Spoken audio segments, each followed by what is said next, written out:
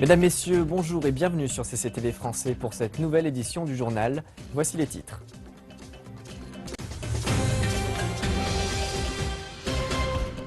La conférence internationale sur le climat est prête à ouvrir ses portes à Paris lundi.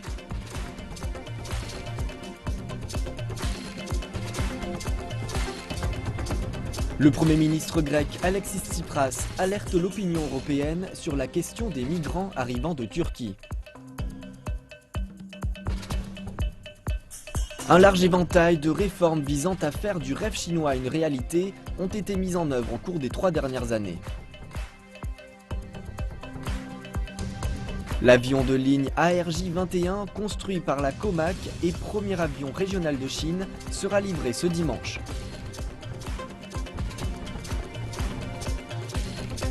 Découverte de l'expédition scientifique sur le glacier Goulia, situé en plein cœur du plateau tibétain.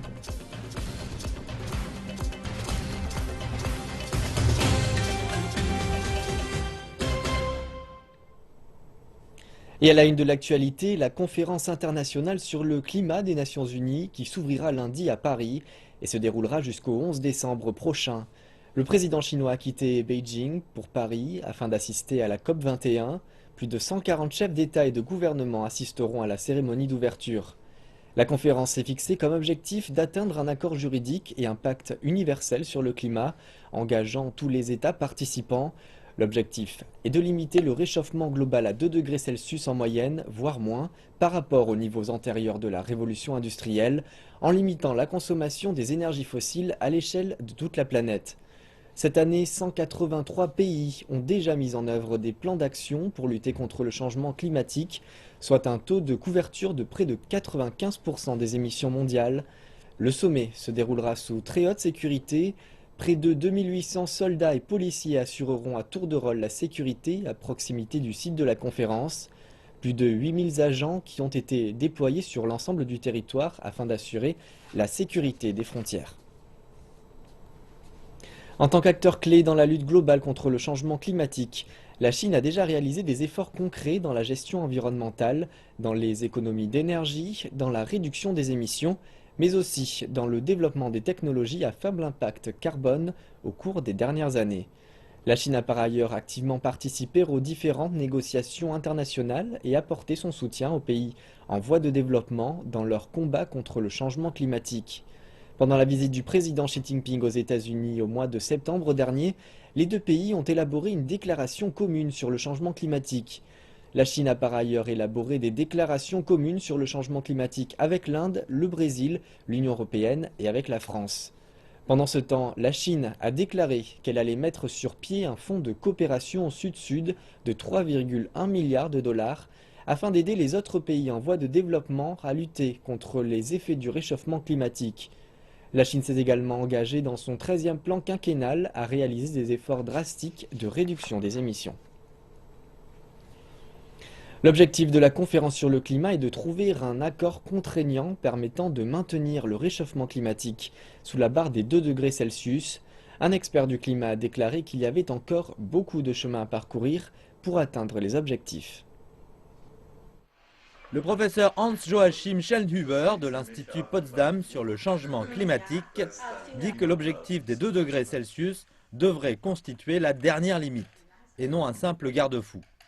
Et de nombreuses nations insulaires espèrent même obtenir un changement de seulement 1,5 degré. Il appelle en conséquence à davantage d'efforts. Je pense que 2 points sont importants. La première est que chaque pays honore réellement ses engagements en baissant ses émissions. J'ai confiance en la Chine sur ce point. Nous savons que la Chine respecte ses engagements. Mais je m'inquiète pour certains pays. Nous ne leur faisons pas confiance. Il est dès lors très important de mettre en place à Paris un mécanisme international de surveillance juste et transparent. Le deuxième point est que nous ne réalisons ici que la première étape. Nous devrons prendre d'autres mesures après l'année 2020 afin de conserver le réchauffement climatique sous les 2 degrés Celsius. Lors d'une réunion entre l'Union européenne et la Turquie dimanche, visant à discuter des moyens de réduire le nombre de migrants et de réfugiés voyageant en Europe, le Premier ministre grec Alexis Tsipras a déclaré que son pays luttait pour faire face au nombre impressionnant de réfugiés et de migrants qui viennent de Turquie. Reportage. Le plus grand mouvement de population depuis la Seconde Guerre mondiale a causé une crise des réfugiés sans précédent qui change l'équilibre de l'Europe. Ces réfugiés voyagent dans notre pays. Cela demande un haut sens des responsabilités et du sérieux, pas seulement de la part du gouvernement, mais de l'opposition aussi.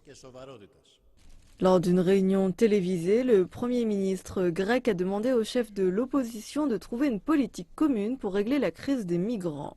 Les dirigeants de l'Union européenne et le Premier ministre turc Ahmet Davutoglu se rencontreront dimanche à Bruxelles pour discuter de la façon dont la Turquie doit empêcher les migrants de traverser la frontière du pays pour se rendre sur les îles grecques.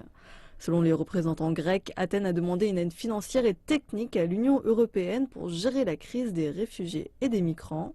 Athènes a cependant exclu la possibilité d'une patrouille de mer commune avec la Turquie. Alors que la Turquie et la Russie continuent leur guerre des mots, la Syrie dit avoir des informations indiquant que la Turquie aurait accentué son soutien aux groupes rebelles armés dans le pays en échange de pétrole et d'antiquités volées. Dans un communiqué, la Syrie accuse la Turquie de permettre aux insurgés syriens de traverser librement la frontière. Le communiqué ajoute que la Turquie qualifie d'aide humanitaire, que ce que la Turquie qualifie d'aide humanitaire est en réalité un commerce d'armes. La Syrie accuse la Turquie de maintenir une politique de frontières molles qui facilite le déplacement des terroristes syriens vers l'Europe. Le pays accuse enfin les forces turques d'avoir frappé des positions de l'armée syrienne vendredi. Déjà 3 années se sont écoulées depuis que le gouvernement chinois a mis en avant le rêve chinois. Depuis lors, un large éventail de mesures de réforme visant à faire de ce rêve une réalité ont été mises en œuvre. Le système d'enregistrement familial en Chine, la politique de l'enfant unique, les systèmes de retraite en zone urbaine et rurale ainsi que la réforme du système éducatif ont tous été réformés.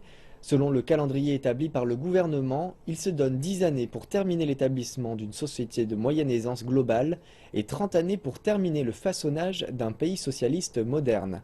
Voici quelques chiffres expliquant la vision du gouvernement chinois à l'égard du rêve chinois.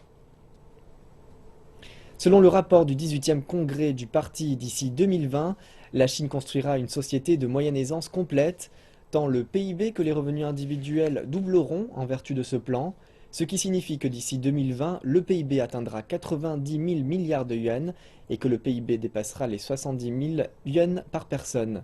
Les experts prédisent que de 2020 à 2050, l'économie chinoise ralentira à une croissance moyenne de 5% glissement annuel. Et d'ici 2050, le PIB devrait atteindre environ 350 000 milliards de yuans, tandis que le PIB par habitant sera de 260 000 yuans. Le taux de croissance de la Chine ralentit depuis les réformes structurelles. L'impact se fait sentir dans tout le pays. Le gouvernement promet que l'économie se relancera grâce à l'amélioration de la sécurité sociale.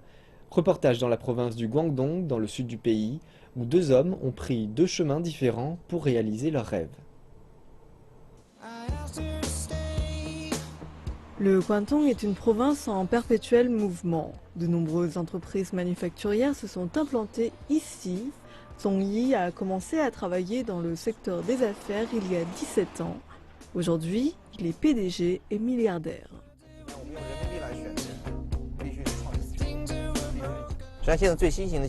La solution au développement passe par les ressources humaines. Les entreprises qui réussissent valorisent la créativité et la conception. Lorsque les produits sont bons, vous n'avez pas besoin de vous inquiéter des ventes. Contrairement à la plupart des hommes d'affaires, Song Yi a créé sa fortune grâce au modèle de gestion qu'il appelle fission. Il s'agit d'un système compétitif qui permet aux employés de devenir patrons. Le siège social s'est rapidement élargi grâce aux nombreuses filiales. L'un des produits est le climatisateur chauffe-eau. C'est un produit de haute technologie écologique qui se vend à l'étranger. La demande nationale augmente également malgré le ralentissement de l'économie.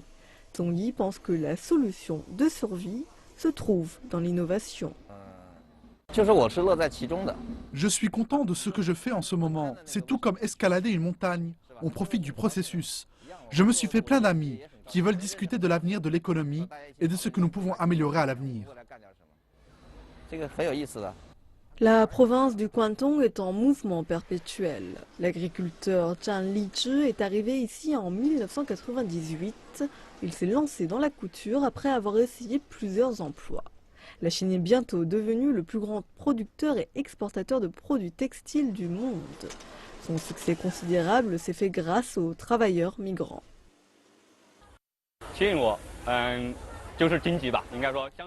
C'est une meilleure économie qui m'a motivé. C'est beaucoup plus facile de gagner de l'argent ici que d'où je viens. Il faut de l'argent pour nourrir une famille. Le ralentissement économique de la Chine continuera quelque temps et les problèmes se posent pour le secteur manufacturier. Zhang Lizhi est chanceux que son entreprise se porte bien pour l'instant. Il sait que de nombreux travailleurs migrants se sont retrouvés sans emploi et doivent rentrer chez eux, retourner à la pauvreté. Le gouvernement applique des mesures pour améliorer la vie des travailleurs et établir une justice sociale. Mais la question est, ces politiques peuvent-elles les atteindre ? J'aime beaucoup cette ville, mais c'est tout. Je ne sens aucun sentiment d'appartenance. Au fond de moi, je ne me sens pas comme à la maison où je suis en sécurité et au calme. Le temps passe, la prospérité est insaisissable. Zhang Lizhi souhaite ouvrir son propre atelier de couture, mais cela dépendra de la pente que prendra l'économie. La nouvelle normalité de la Chine n'est pas la même chose pour tout le monde. Zhong Yi pense que l'économie se relancera petit à petit. L'histoire de sa réussite peut être l'histoire de l'avenir de la Chine. Nous leur avons demandé quel était le rêve de leur vie. Mon rêve est encore sur le chemin. Être avec ma famille, avoir de l'argent et une maison chaleureuse. Le premier avion régional de Chine sera livré ce dimanche, une avancée majeure dans l'industrie nationale de l'aviation. Reportage. L'avion de ligne ARJ-21 est construit par la COMAC, le groupement de l'aviation commerciale de Chine. Il peut transporter jusqu'à 90 passagers sur une distance maximale de 3700 km. 6 années après le lancement du projet, l'ARJ-21 a débuté ses vols d'essai domestiques en 2008. Et avec plus de 5000 heures de vol d'essai, il s'agit de l'avion commercial ayant fait l'objet des plus longs essais au monde. La COMAC a reçu des commandes pour plus de 300 avions venant de 19 compagnies aériennes, dont 3 de la République du Congo. Aujourd'hui, l'avion décollera de Shanghai et volera jusqu'à Chengdu, dans le sud-ouest de la Chine, où il sera livré à Chengdu Airlines.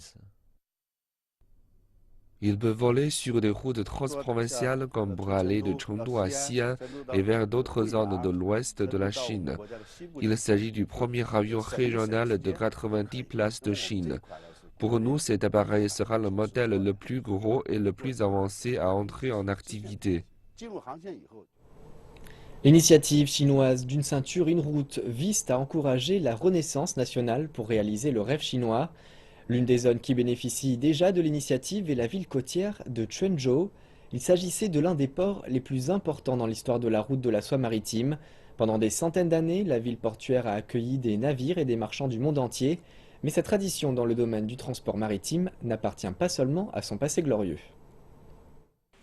Chen Fangcai, 68 ans, construit des bateaux depuis plus d'un demi-siècle.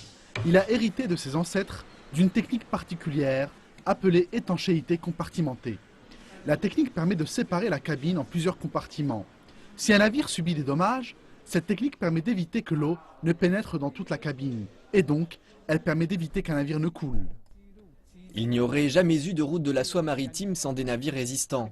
Les flottes marchandes pouvaient naviguer vers les régions les plus reculées d'Afrique et d'Europe grâce à la technique de l'étanchéité compartimentée il y a déjà plus de 1000 ans. Quanzhou est située sur la côte sud-est de Chine. Il y a plus de 1000 ans, la ville était l'un des plus grands ports maritimes du pays, grâce au développement des techniques de navigation et de construction des navires. Elle est largement considérée comme le point de départ de la route de la soie maritime. Un nombre important d'explorateurs du Moyen-Âge, tels que Marco Polo, ont visité la ville et l'ont décrite alors comme l'un des plus grands ports maritimes du monde à l'époque. L'ancienne route de la soie maritime a été initiée par les échanges commerciaux. Elle a été rendue possible par le désir de se procurer les différentes épices en Orient et par la demande pour la soie et le thé en Occident. La route est aussi devenue un canal privilégié pour les échanges culturels et pour la communication entre les peuples du monde entier. La tradition du transport maritime s'est perpétuée jusqu'à nos jours, avec des navires venant du monde entier, accostant ici chaque jour. Des marchandises comme le marbre indien sont apportées pour les besoins des usines locales. Avec l'amélioration progressive de la qualité des biens manufacturés chinois, de plus en plus de produits à haute valeur ajoutée sont désormais exportés depuis ce port. Et la route de la soie maritime du XXIe siècle, faisant partie intégrante de l'initiative chinoise « Une ceinture, une route », a créé les conditions favorables pour de nouvelles opportunités commerciales pour l'ensemble des entreprises locales. Nous avons une longue tradition d'exportation des biens manufacturés en Chine, mais notre technologie n'est pas encore complètement à la hauteur des défis modernes. Nous espérons exporter davantage de produits à haute valeur ajoutée et délaisser progressivement les biens produits par une main-d'œuvre peu qualifiée. L'initiative Une ceinture, une route nous aidera à étendre nos perspectives commerciales. Les projets de construction d'infrastructures, notamment des ports, des lignes de chemin de fer et des aéroports, devront renforcer les liaisons internationales de Quanzhou dans les prochaines années. La ville sera dès lors en mesure de perpétuer son glorieux héritage maritime au XXIe siècle. Continuons maintenant notre série sur l'expédition du glacier Goulia sur le plateau tibétain. Après avoir réussi à acheminer les équipements et le matériel tout en haut, les scientifiques ont commencé à prélever des carottes de glace sur 2 sites à 6200 et 6700 mètres au-dessus du niveau de la mer. Travaillant dans ces conditions extrêmes, les scientifiques ont rencontré des difficultés importantes, mais aussi beaucoup de sources de satisfaction et d'enthousiasme. Première étape d'un long voyage. Les glaciologues ont prélevé des carottes de glace au sommet du glacier Goulia sur le plateau tibétain. À partir d'ici, nous entrons sur la glace, et c'est la première carotte. Nous ne faisons que commencer. L'équipe constituée de scientifiques de 5 pays prévoyait de prélever 5 carottes cette fois-ci, soit environ 800 mètres de glace au total. Les scientifiques vont travailler sur 2 sites au milieu de nulle part, à 6200 et 6700 mètres au-dessus du niveau de la mer. Je pense que c'est une zone que nous connaissons au moins scientifiquement. C'est aussi une zone qui est difficile d'accès, parce qu'elle est très élevée et les questions de logistique sont immenses. Et il faut une grande équipe pour réaliser cette opération. La température peut descendre à moins 30 degrés Celsius la nuit. Les équipements sont alors entièrement gelés. Mais ce n'est qu'une des difficultés rencontrées par les scientifiques. Les membres de l'équipe doivent faire de l'exercice pour se maintenir en forme et assurer que le projet soit mené à bien. La principale raison de ma présence ici est d'assurer que les membres de l'équipe ne tombent pas malades et n'aient pas à être transportés à l'hôpital. J'essaie de traiter les maladies dès leur apparition et d'éviter toute pathologie liée à l'altitude.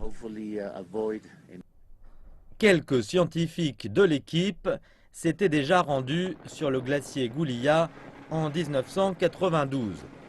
Mais pour la plupart des autres, c'est une nouveauté. J'aime ce boulot, c'est le meilleur job du monde. Pour être honnête, parfois c'est dur, il fait très froid et c'est très dangereux. Mais nous avons tous un but et nous voulons atteindre ce but de recueillir des échantillons de glace la plus ancienne de ce glacier. Après plus de 4 semaines passées sur le glacier, l'équipe a déjà obtenu des résultats concluants. Les carottes prélevées sont partagées à égalité entre les Chinois et les Américains et seront envoyées dans des laboratoires de par le monde. Et c'est ainsi que s'achève ce journal. Merci pour votre attention. Bonne suite de programme à toutes et à tous sur CCTV Français.